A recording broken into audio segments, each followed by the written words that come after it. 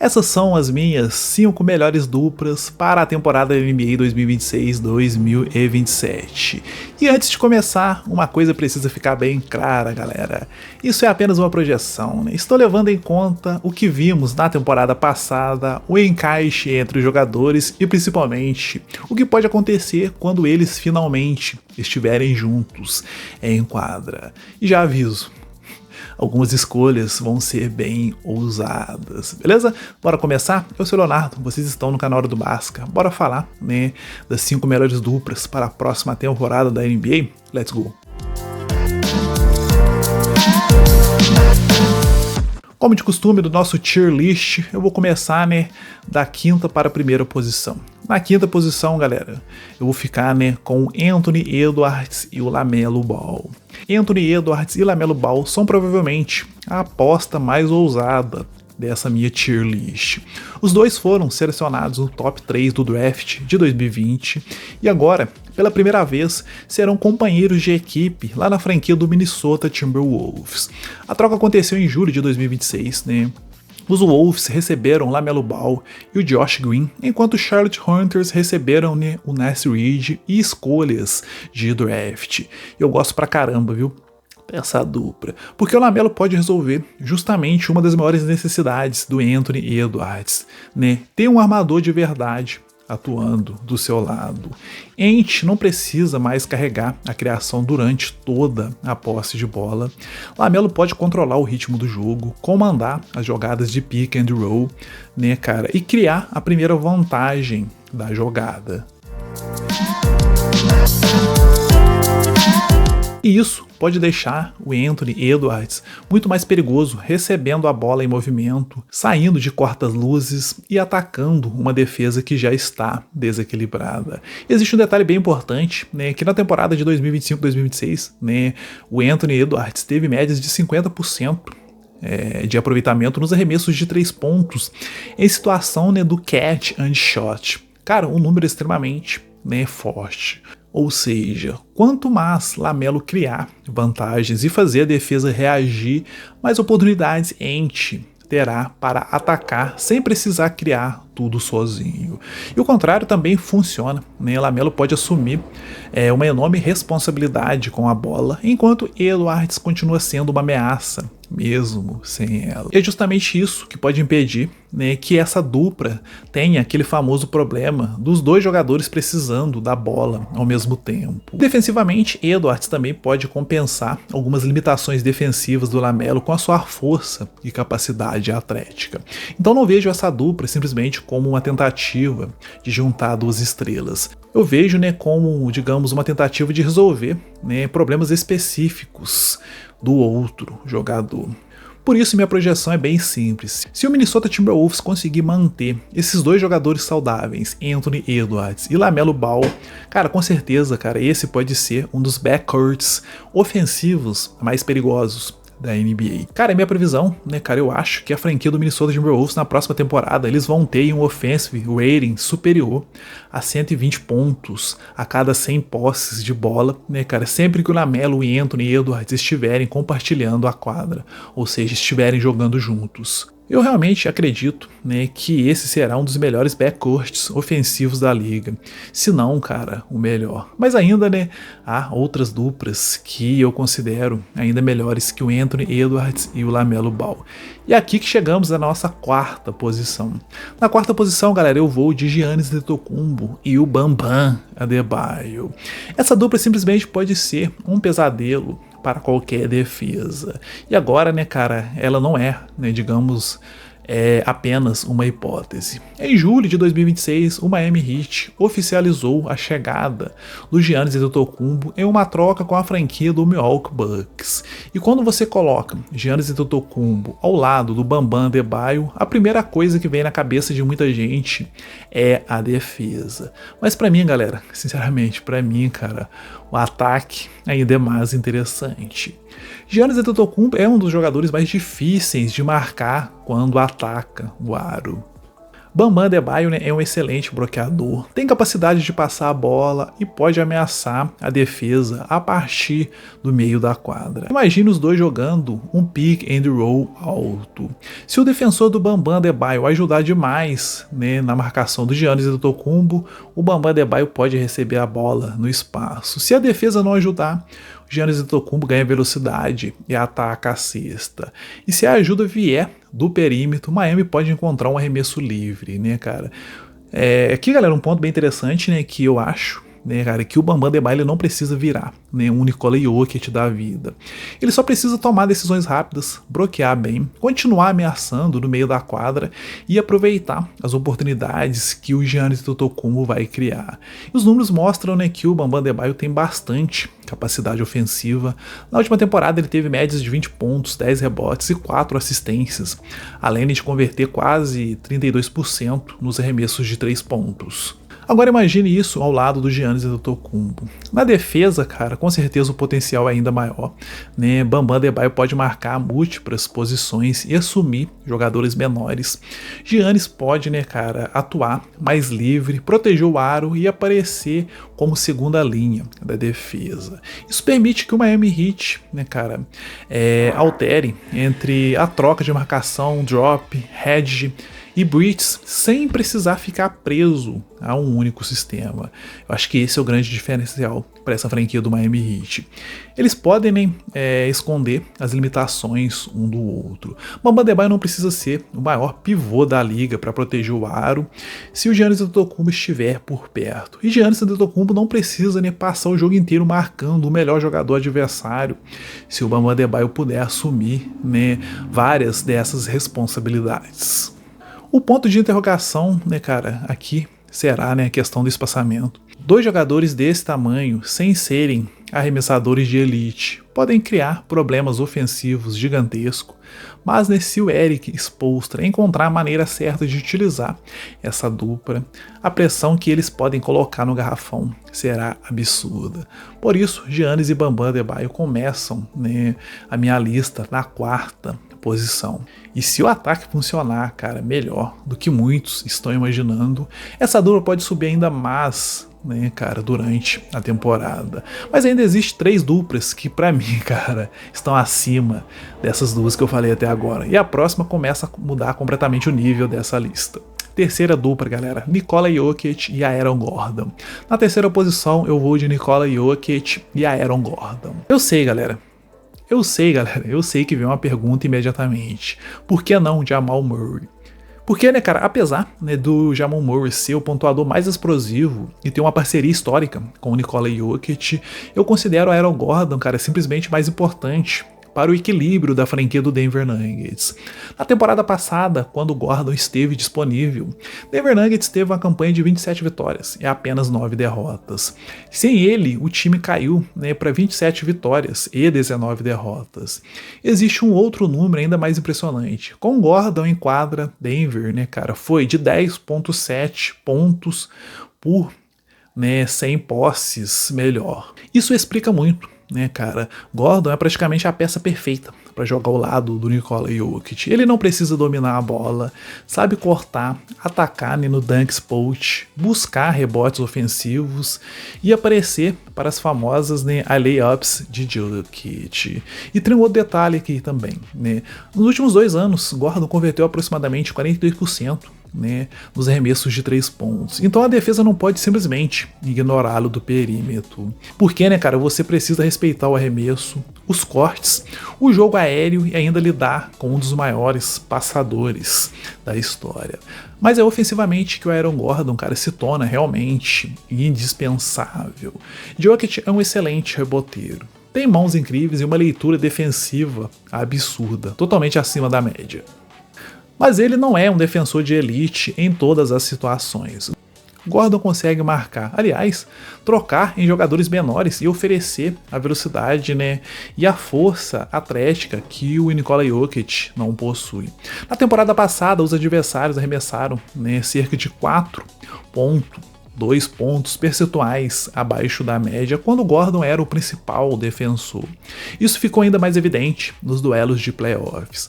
Quando Aaron Gordon se machucou contra a franquia do Minnesota Timberwolves, Denver perdeu justamente o jogador que conseguia esconder várias das limitações defensivas do Nikola Jokic. O sistema defensivo da franquia do Denver Nuggets simplesmente desmoronou. Enquanto isso, o Nikola Jokic continuava em um nível absurdo. Na temporada passada ele teve médias de quase 28 pontos, 13 rebotes e quase 11 assistências por jogo, tornando-o o primeiro jogador da história da NBA a liderar a liga, né, cara, simultaneamente em rebotes e assistências. É por isso que pra mim, né, cara, o Jamal Murray pode ser o segundo maior pontuador da franquia do Denver Nuggets, mas o Aaron Gordon é o jogador que faz o Nikola Jokic funcionar no máximo do seu potencial. Por isso, cara, eu coloco essa dupla na minha terceira posição. Bora para a segunda posição, galera? Bora? Cara, na segunda posição eu vou, né, do Shai Gilgeous-Alexander, né, e o Chet Holmgren. Na minha segunda posição, eu vou com esses dois jogadores lá da franquia do Oklahoma City Thunder, né, cara? A famosa franquia OKC. Essas escolhas poderiam facilmente ser, né, o Shai e o Jalen Williams, mas eu vou do Chet, né, cara? E existe uma razão bem simples para isso.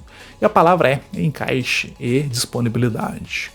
Na temporada passada, Chet disputou um total de 69 partidas, e quando o Shai e o Chet estiveram juntos em quadra na temporada regular e nos playoffs, a franquia do OKC teve um net rating de, né, 15.6 plus. Cara, isso realmente é um absurdo, né, cara? Shai é um dos maiores pontuadores de alto volume da NBA e ao mesmo tempo extremamente eficiente.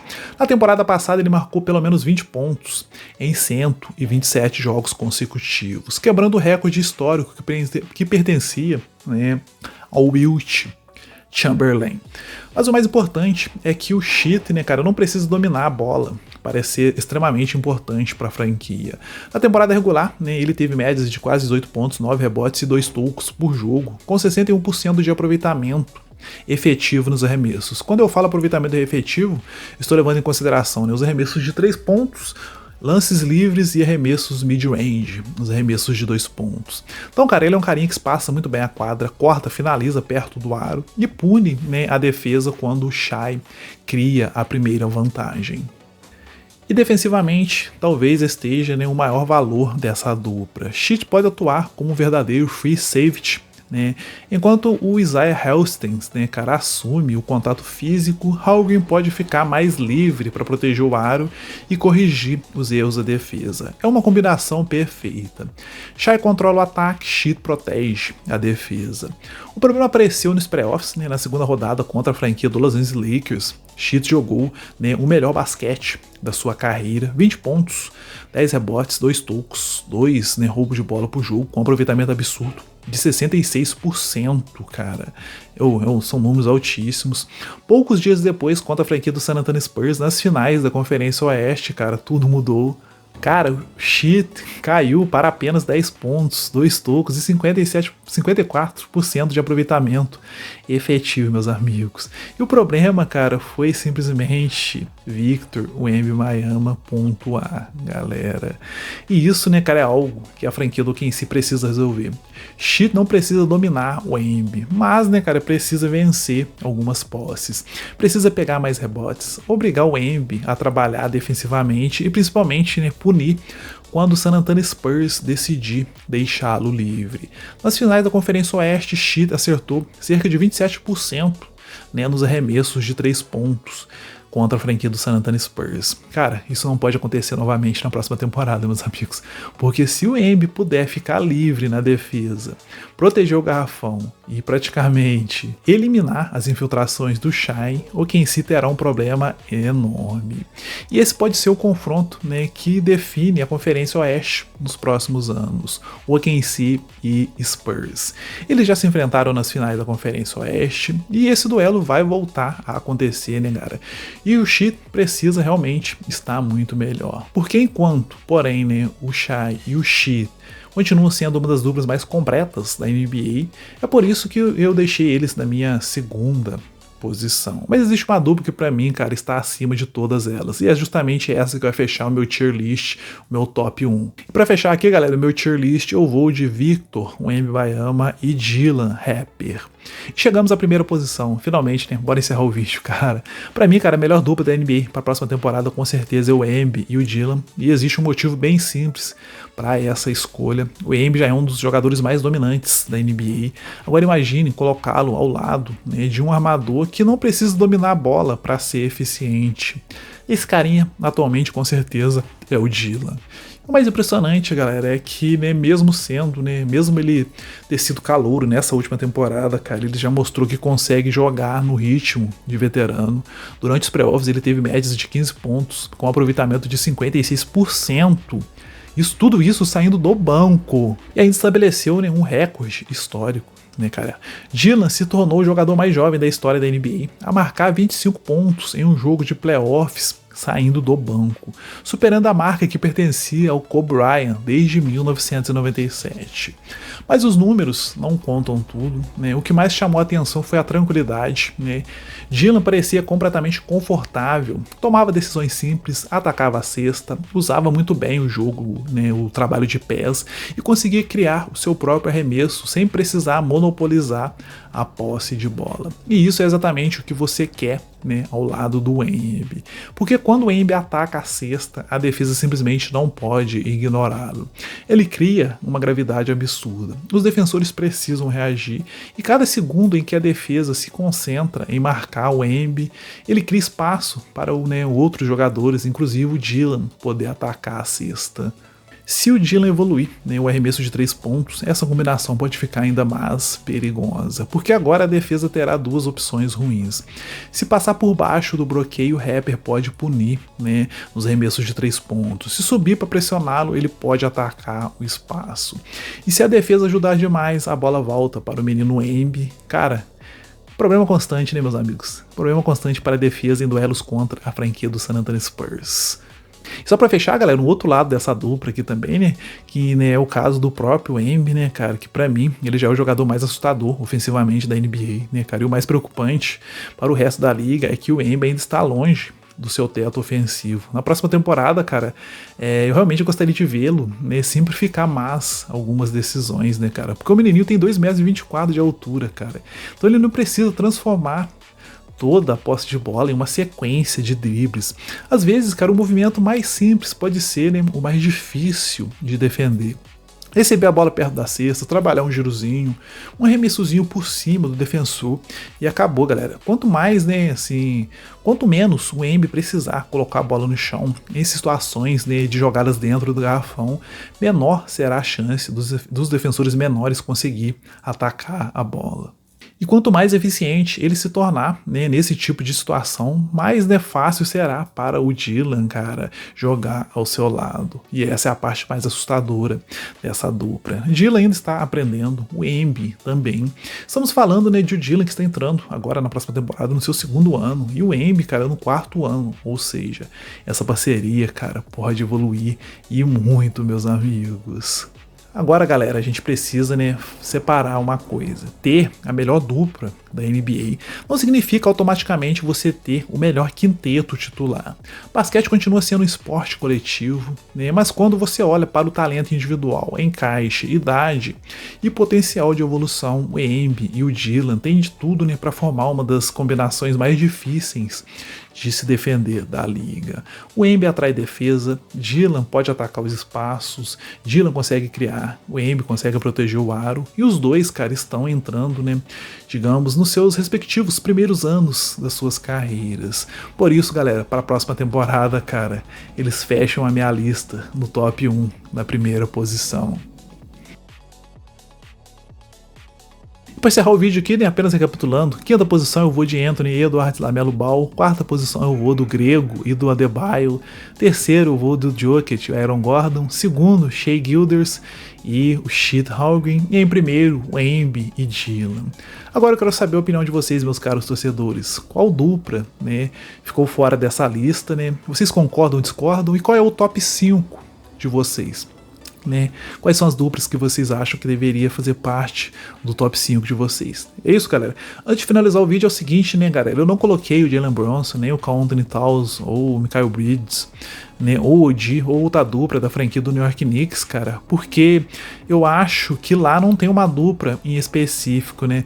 Eu acho que a franquia do New York Knicks ele tem um basquete muito coletivo, envolvendo todos os jogadores, não tem aquele cara. Tá certo que tem o Jalen Brunson, que é o cara que puxa tudo, mas não tem aquela dupla em específico, né, que puxa o bonde geral. Por isso que eu não coloquei eles aqui nessa minha tier list, beleza? E é isso, galera. É isso. Para o vídeo por aqui. Não se esqueça de comentar quem vocês acham, né, que serão as duplas que irão dominar a próxima temporada da NBA. Beleza? Eu vou nessa, né? Se cuidem. Até o nosso próximo vídeo. Valeu, bye bye.